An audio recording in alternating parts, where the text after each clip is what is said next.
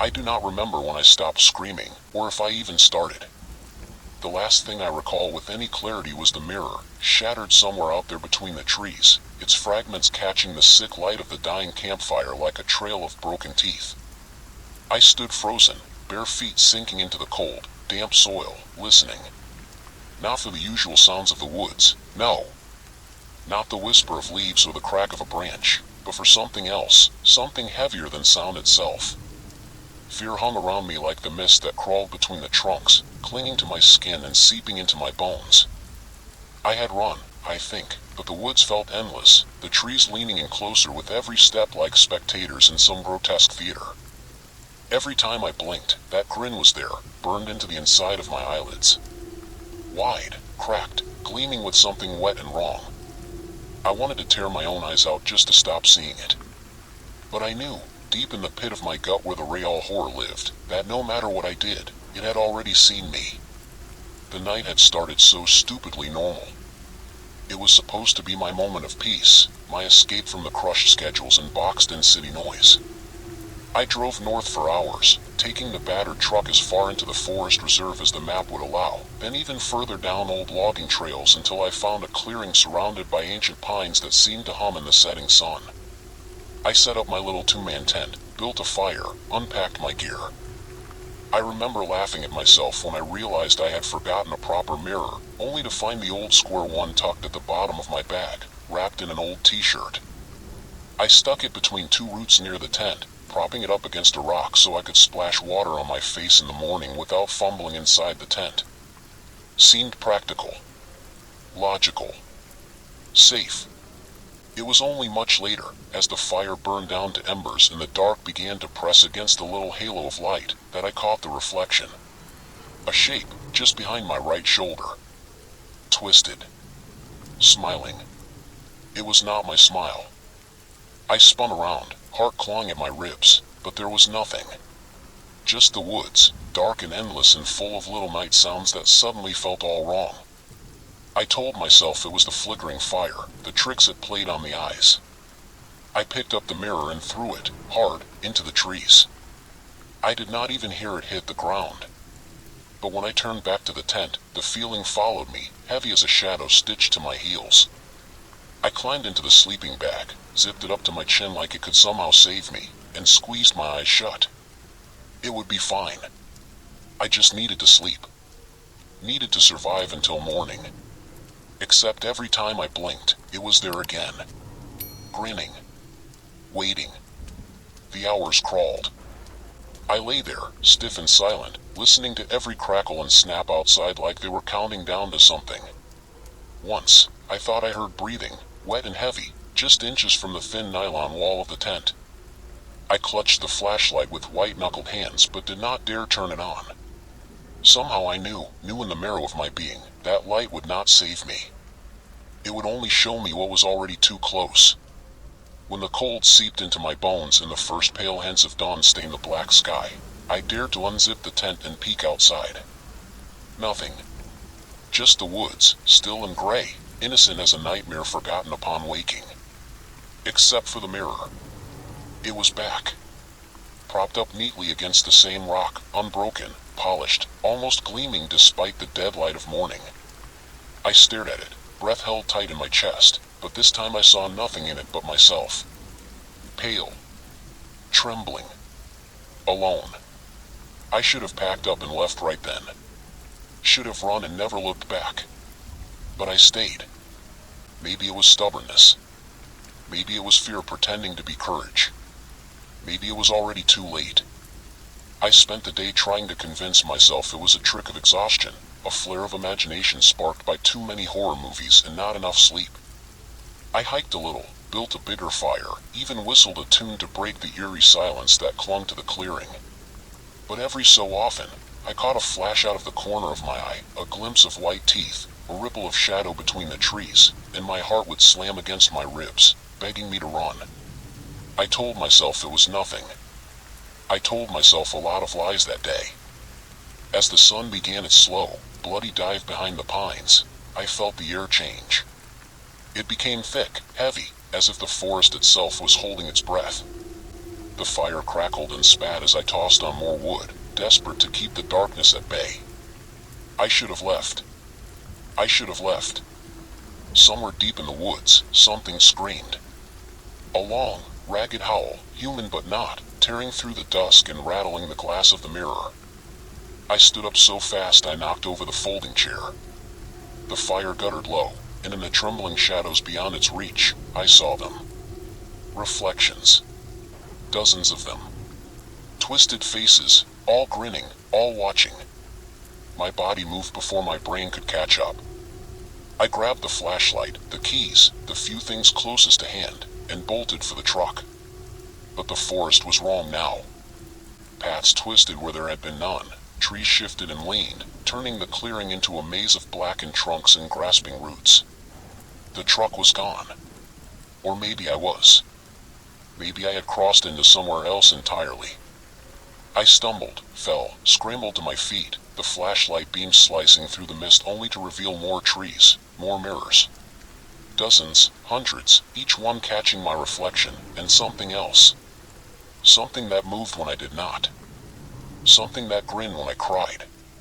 Breathless, sobbing, I backed into a small clearing I did not remember, ringed with broken mirrors stuck into the ground like grave markers. My own reflection fractured 1,000 times over, staring back at me with 1,000 twisted smiles. I fell to my knees, the horror heavy in my chest, pressing, crushing. Then I saw it. Not in the mirrors, but in the trees beyond. A figure, tall and thin, its face a stretched mask of that same gleeful terror, stepping between the trunks with a jerky, puppet-like grace. It raised one long, trembling arm and pointed directly at me. The ground beneath me shifted, soft and hungry. I tried to stand, to run, but my legs would not obey. I felt myself sinking, pulled down by unseen hands, the mirrors around me vibrating with an eerie hum that wormed its way into my skull. The figure drew closer, its mouth stretching wider, impossibly wide, until it split the face into a gaping maw. I screamed then. Or maybe I only thought I did. When I woke, it was full daylight. The fire pit was cold, the tent intact, the truck parked neatly at the edge of the clearing. It was as if nothing had happened. As if it had all been a nightmare. Except for the mirror. It lay on the ground, cracked but whole, the cracks forming a wide, grinning mouth across the surface. I packed up without thinking, hands shaking, eyes darting to every flicker of movement among the trees. I did not look into the mirror. I did not need to. I knew what I would see. As I pulled out of the clearing, tires skidding in the loose dirt, I caught a final glimpse in the rearview mirror. A figure standing where my tent had been. Watching. Grinning. I have not been able to sleep since. Every time I close my eyes, I see it waiting between the trees. Every reflective surface shows me glimpses, just flashes, but enough to know it is still there. Waiting. Smiling. And now, when I blink, I swear it gets closer. I still wake up some nights gasping for breath, the smell of wet moss and burr would thicken my throat. I see my hand in the half-light, waiting for the marks to appear again, waiting for the cold to wrap around my wrist just like it did that day. It's strange how some moments don't just stick in your memory, they claw their way under your skin, gnaw at you from the inside, whispering doubts into every corner of your mind. I knew I should have left the woods when the wind changed, but fear has a way of making you curious, doesn't it? That cursed tree, standing there like a doorway nobody should open, had been waiting for someone stupid enough to listen to it, and of course, that someone was me. The air was unusually still when I first stumbled across it, my camera swinging heavily from my neck, the afternoon sun bleeding tired orange over the trees. The woods had felt dense, thicker somehow, the trees packed so close together they seemed almost fused, their shadows tangling and twisting like dark veins across the dirt. Everything smelled damp and metallic, like rain and rust, even though the sky was dry. I remember pausing to wipe the sweat from my brow, the silence around me so complete it pressed against my ears. No birds, no crickets, just the heavy pulse of my own breathing and the distant crackle of dying leaves underfoot. When I saw the hollow tree, it didn't look like something natural. It looked wrong. Its trunk was massive, blackened as if it had been scorched by lightning, but there was no sign of fire damage anywhere else. The opening was too clean, too smooth, stretching up in a twisted oval that yawned like the mouth of something ancient and starving. At first, I just wanted a photo. Just a shot of that horror-shaped thing framed against the creeping dusk. But as I moved closer, squinting into the hollow, I realized it wasn't empty. Somewhere deep inside, a flickering light shimmered, like the glow of a dying fire seen through smoke. It wasn't steady. It moved, shivering and pulsing, sometimes bright, sometimes dim, like something breathing. Every instinct I had screamed to turn around, to leave, but the fear pulled me in instead of pushing me away. I lifted my camera, aimed it blindly into the dark, and snapped a photo. The flash lit up the hollow for a split second, revealing nothing. Just rotted wood and empty air. I cursed under my breath, steadied myself, and did something even dumber. I reached my hand inside to take a shot from a better angle. The cold hit me instantly. It wasn't like the cool air of a shadowed forest. It was wet, slick, like something had just crawled out of a nightmare and wrapped itself around my wrist. I screamed, a raw sound that didn't even seem to move the air, and yanked back as hard as I could. For one sickening heartbeat, something pulled in the opposite direction, nails, or teeth, digging into my skin, and then I was free, stumbling backward, heart hammering against my ribs like it was trying to escape. I ran without looking, branches clawing at my face and arms, my boots slipping in the loamy dirt. It wasn't until I was a good 100 yards away that I dared to look at my hand, and that's when I saw the blood. Thick, dark, almost black in the fading light, smeared across my palm. And there, etched into the flesh of my skin, were tiny, perfect bite marks. Panic gnawed at me, a wild terror that made it hard to think straight. I wiped my hand frantically against my jeans, trying to clean the blood off, but it kept coming, welling up in lazy beads from the shallow punctures. The woods seemed different now. Angrier. Every tree I passed seemed to lean toward me, their gnarled branches twitching in the corner of my vision like crooked fingers. The path I thought I had followed was gone, swallowed by the underbrush, and no matter which way I turned, I couldn't find the landmarks I remembered. It was like the forest had shifted around me, twisting itself into something new, something that didn't want me to leave. I tried to retrace my steps, heart pounding, each snap of a twig behind me sending fresh jolts of fear up my spine. I told myself it was just animals. Just the woods settling for the night. But the sounds weren't random. They were deliberate. Soft footfalls, too heavy to be a deer, too slow to be a rabbit. Always just behind me, just out of sight. I stopped once, clutching my bleeding hand to my chest, and listened. The silence was suffocating, and then, just when I thought I had imagined it all, I heard it. A low, rattling breath, so close I could almost feel it against the back of my neck. I turned, camera raised like a shield, but there was nothing there. Only the trees, looming and silent, their bark slick with moisture that smelled faintly of blood. My mind raced. I needed to get out. Find the creek. Follow it back to the trailhead. That's what I kept telling myself, like a mantra against the rising horror clawing at my gut. But every direction felt wrong, every step deeper into some place I wasn't meant to be. The cursed tree wasn't just a landmark. It was a threshold. And I had crossed it. When I finally stumbled into a small clearing, gasping for breath, my legs ready to buckle, I thought for a moment I had found salvation. Moonlight spilled across the grass, lighting up a small pond so still it looked like a mirror. Relief flooded me so hard it made my knees weak. I stumbled toward the water, thinking I could wash the blood away, clear my head, figure out where the hell I was. But as I knelt at the edge of the pond, something shifted in the reflection. It wasn't just me staring back. There was something else, just behind me, a shape darker than the woods, hunched and wrong, its face a smear of shadow and teeth. I froze, every muscle locking in terror, and watched as the figure in the water reached toward me. Not quickly. Not like an attack. Slowly. Deliberately. As if it had all the time in the world. I jerked away from the edge, scrambling backward, and the image shattered into 1,000 ripples. When I looked over my shoulder, there was nothing there. But the air was colder now, and the smell of burning wood and rotten flesh was so strong it made me gag.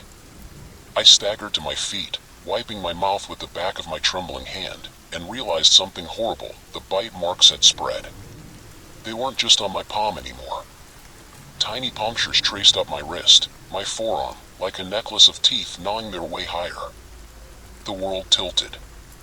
My vision narrowed. I ran, not caring which way, just needing to move, to put distance between me and whatever had touched me. But the woods had other plans. The trees closed in tighter, the roots rose like fingers to trip me, the shadows grew teeth and whispered my name in voices too soft to hear clearly but too sharp to ignore. Somewhere behind me, a scream split the night, thin and wet and filled with endless fear. I don't know if it was mine. When I finally burst through the last line of trees, I collapsed on the asphalt of the deserted road like a fish thrown onto dry land, gasping and retching, my body shaking uncontrollably. I looked back once, just once, and saw the tree line seething, shadows writhing as if they were alive. And there, standing at the edge where the forest ended and the world began, was a figure. No face. No features. Just the suggestion of a body woven from darkness and smoke, watching. I don't remember driving home. I barely remember the weeks that followed. The doctors said the marks were just scratches, maybe a reaction to something in the woods, maybe an infection. They don't know anything. The nightmares started almost immediately, visions of hollow trees bleeding light, hands reaching from shadows, teeth gnashing just beyond the edge of sight. Sometimes I wake up to find my hand bleeding again, fresh marks carved into my skin. Sometimes, when I close my eyes, I feel the cold wrap around my wrist once more. I tried to destroy the photographs. I deleted them, smashed the camera, burned the memory cards. But sometimes, when I flip through my phone late at night, a picture appears that shouldn't be there. Always the same. Always the hollow tree. And if I look too long, if I let my guard down even for a second, I swear I can hear it breathing again, just behind me, waiting for me to reach out once more. I don't go into the woods anymore. But sometimes, late at night, when the world is quiet and the shadows stretch long and thin across the floor, I smell wet moss and burnt wood, and I know it's still waiting. The footprints were the first real thing I saw, tiny ovals pressed into the damp dirt, circling my boots like a mocking dance. I didn't want to look closer, but something dragged my gaze downward, as if the horror itself had weight. There were no other sounds, only the heavy, muffled breathing of the mist as it clung to the pines, and that oppressive, endless whisper threading itself through the night air like a cursed lullaby.